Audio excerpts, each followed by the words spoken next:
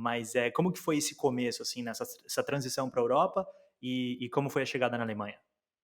Então, meus avós, por parte de pai, eles são italianos, né? A família é da Itália. Mas eu, por Uhum. exemplo, não tenho passaporte italiano. Mas eu e meu irmão, que também estava na Argentina na época, ele viu que eu mudei para a Argentina, ele foi atrás de mim. Eu não queria, justamente por causa de, da sexualidade e tudo isso. Eu queria ter minha vida sozinho.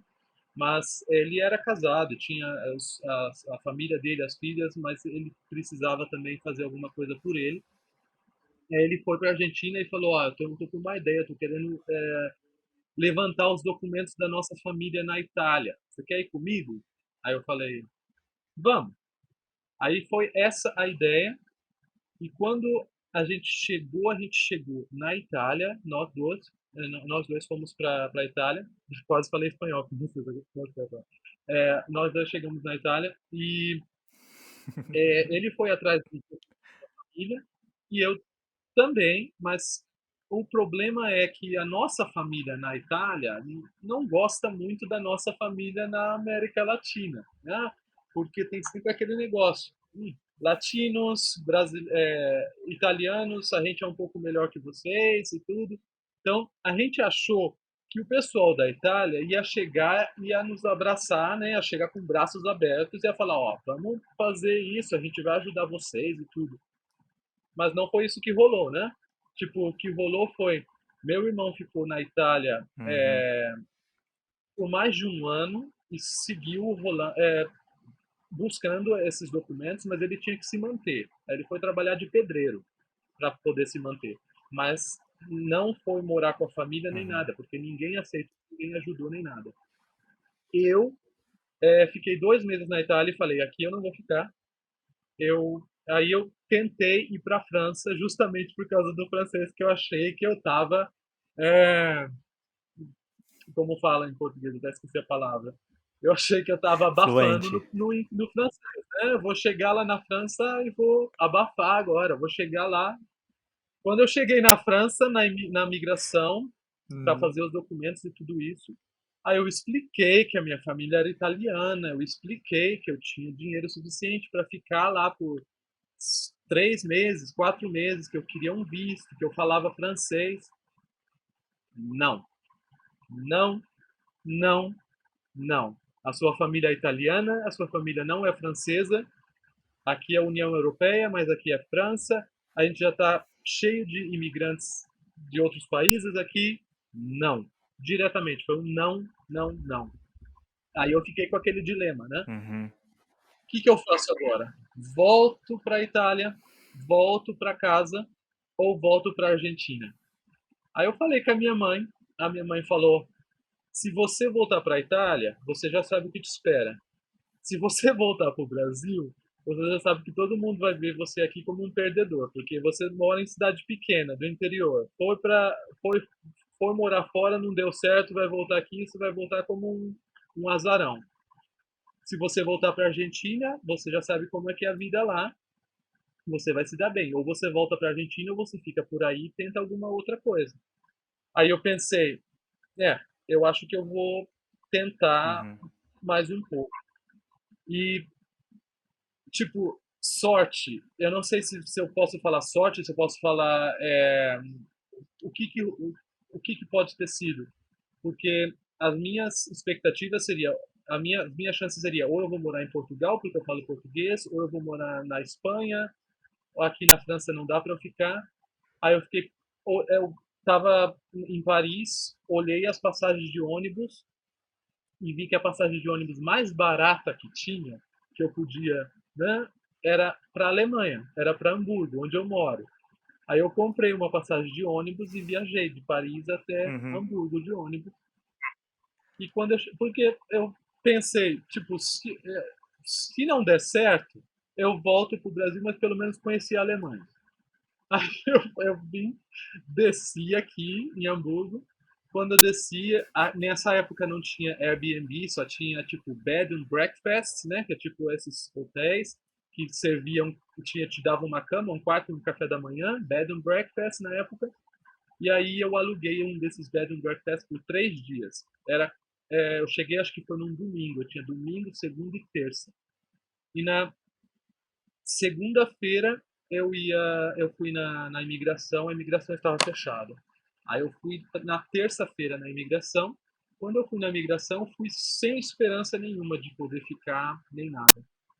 Quando eu cheguei lá, foi um senhor, um velhinho que me atendeu. Uhum. E eu conversei com ele em inglês e expliquei para ele, minha família é da Itália, expliquei a minha situação e tudo. Ele foi muito atencioso comigo. Ele me escutou, né? Ele escutou do começo ao fim. Não foi como na França que eles me interromperam a partir do momento que eu falei, minha família é da Itália, eles falaram já não, né? Ele escutou do começo ao fim.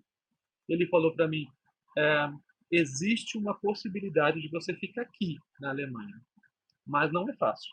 Você vai ter que provar que você pode ficar aqui. Aí ele me deu uma lista de documentos, o que eu poderia fazer para ficar na Alemanha. Dentro dessa lista, o mais importante era que eu tinha que aprender o idioma, eu tinha que falar alemão em 6 meses para poder trabalhar. Dentro desses 6 meses, eu não poderia trabalhar, Uhum. porque eu não tinha um visto de trabalho, eu tinha um visto de turista e eu não poderia trabalhar dentro desses 6 meses, eu só poderia fazer black job. Então, foi complicado porque eu tinha que garantir que eu tinha dinheiro suficiente para ficar na Alemanha por 6 meses. Aí, o que, que eu vou fazer? Aí eu recorri à minha mãe outra vez, lembrei do carro e falei, mãe, a gente precisa vender o carro e a senhora não se preocupa, porque o dinheiro do carro eu vou devolver para você, porque você compra outra vez um outro carro. Eu só preciso mostrar um recibo do banco que eu tenho dinheiro suficiente para ficar aqui. E foi isso que aconteceu. Nesses 3 meses, a minha mãe conseguiu vender o carro. Aí ela depositou o dinheiro para mim. Aí eu tinha que mostrar Uau. um recibo de quanto dinheiro eu tinha na minha conta para imigração.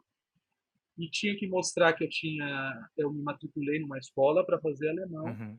E tinha que mostrar também que eu tinha um apartamento, um lugar para ficar, tipo uma república. E foi isso que eu fiz.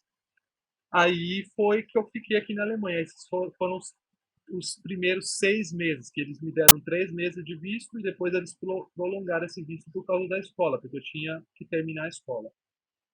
Mas eu não tinha dinheiro, né? Eu tinha só o dinheiro que eu Santa mãe, mostrei, hein? eu tinha que Quer mandar devolver um o beijo dinheiro. pra ela? Eu não podia. Mãe, vou mandar um beijo.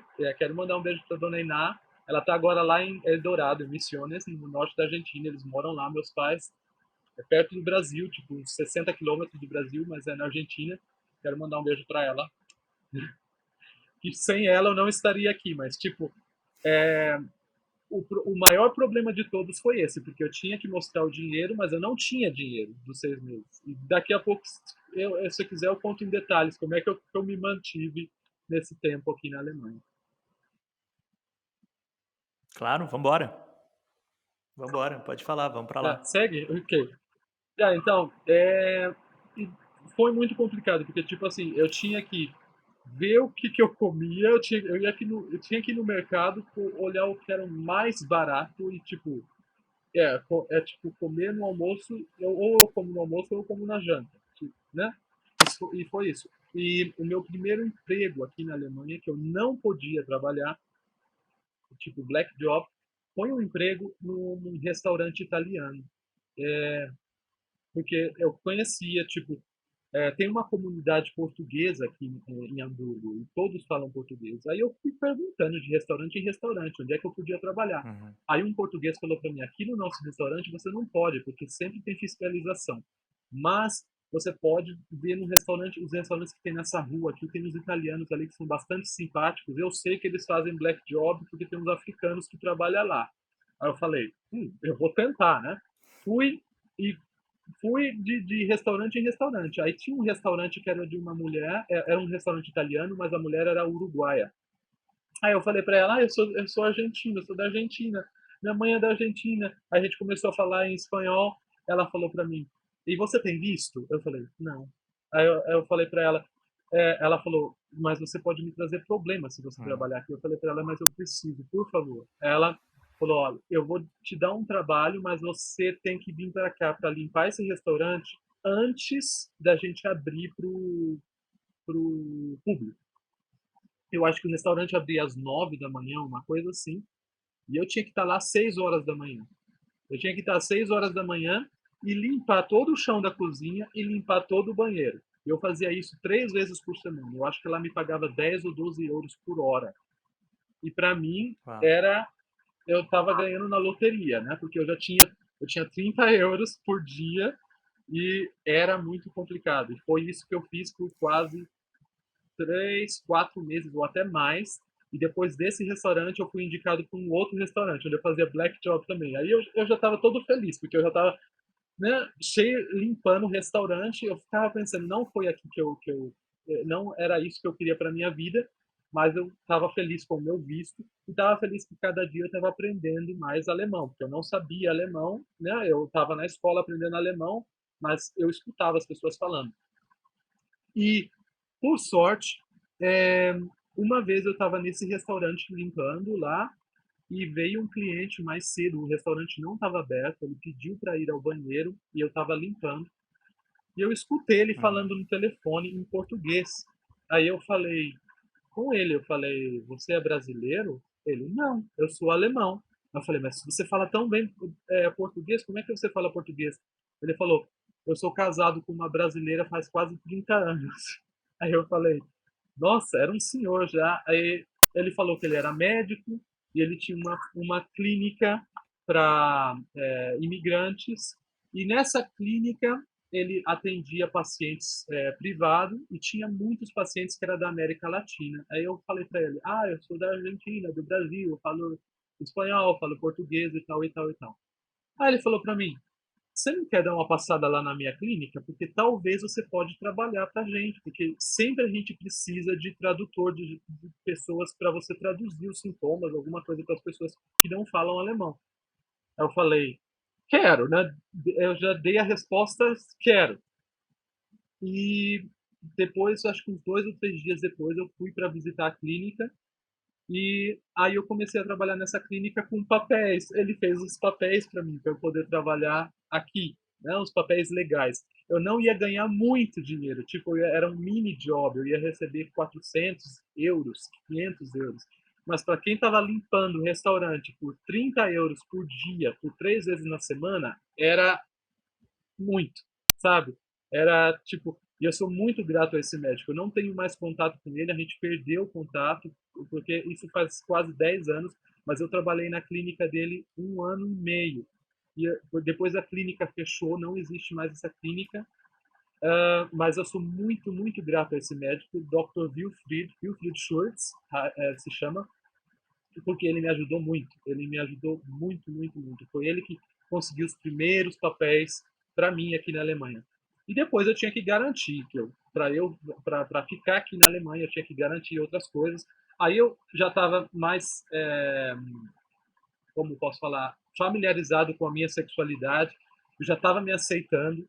Não tinha falado abertamente ainda para meus pais, para o meu pai ou para meus irmãos que eu era homossexual, que eu era gay, mas eu já tinha conhecido pessoas aqui, até que eu conheci uma pessoa especial, me casei com essa pessoa, mas não durou muito tempo, tipo, durou uns meses e tipo, eu ganhei o visto para poder ficar aqui por Uhum. causa do casamento, mas depois me separei e hoje eu tenho um outro companheiro, a gente já está junto já faz 6 anos, mas o casamento também me ajudou a me estabelecer aqui, a ficar aqui. Uau, que saga, hein? Saga incrível. E eu acho que o que vale frisar, assim, eu imagino, eu imagino. O que vale frisar e para mim, o que é, assim, meio que um aprendizado baseado no que você está falando, é que se você olhar pelo histórico que você estava vendo, você estudou, você fez faculdade, você morou em outros países, você tinha uma formação muito qualificada, né. E aí você chegou num país novo e você teve que começar lá de baixo mesmo, né. E muitas vezes, ou muitas pessoas teriam optado por outra coisa, né, teriam falado: "Meu, isso aqui não é para mim, vou voltar, esquece, não estudei, não fui para faculdade para ficar limpando o chão de restaurante", né.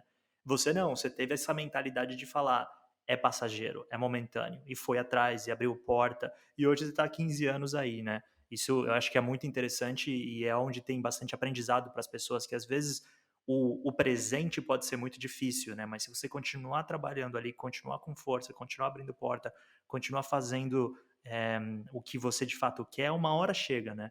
Eu acho que isso é importante ressaltar.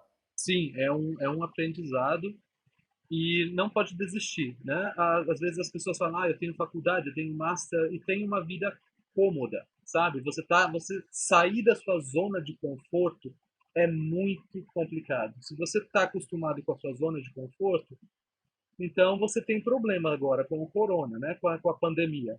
Mas para mim a pandemia me afeta, com o coronavírus, né, é um pouco complicado, mas para quem já viveu o que eu vivi e sabe o que é uma vida difícil, eu acho que tipo sair da zona de conforto é complicado e mas é a melhor experiência que a pessoa pode levar para a vida dela, é ela tentar coisas novas, porque limpar chão de restaurante, limpar chão de banheiro. Eu falava já 4 idiomas, eu tinha a minha faculdade, poderia estar ganhando dinheiro no Brasil, mas não era isso que eu queria. Primeiro, porque eu já sabia que eu ia ter problemas com a minha sexualidade, com a minha família, e segundo, porque eu sempre quis buscar coisas novas. E eu queria vencer aqui também, eu queria vencer em outro Uhum, país. E uhum, aí, graças a Deus,